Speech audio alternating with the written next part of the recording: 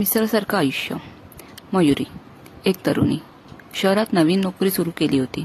सगळं काही नवीन, अनोळखी, अनपेक्षित. कधी बॉसची तक्रार, कधी सहकाऱ्यांचा दबाव. ती घरी आली, थोडी उदास, थोडी थकलेली.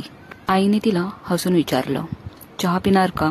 ती म्हणाली, नको, काहीतरी स्पायसी पाहिजे. आई म्हणाली, मग थांब, आज खास मिसळ बनवते.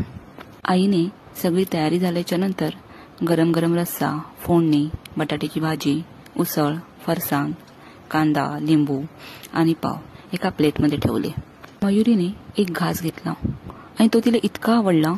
ती म्हणाली, आई, यामध्ये इतकं सारं एकत्र आहे की प्रत्येक गोष्ट स्वतःचं वेगळं रूप ठेवून मिसळते असं वाटतं.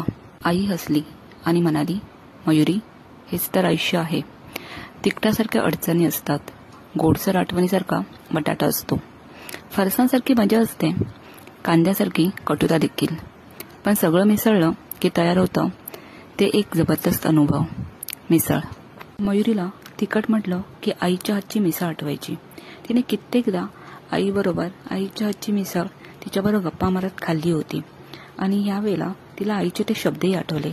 आई बोलली होती, मयुरी, हे लक्षात ठेव, तिखट झोंबलं की पावसासारखं प्रेम मिळालं पाहिजे आणि गरम असल्यावर सुद्धा तू चव न गमावता पुढे चालत राहायला पाहिजे.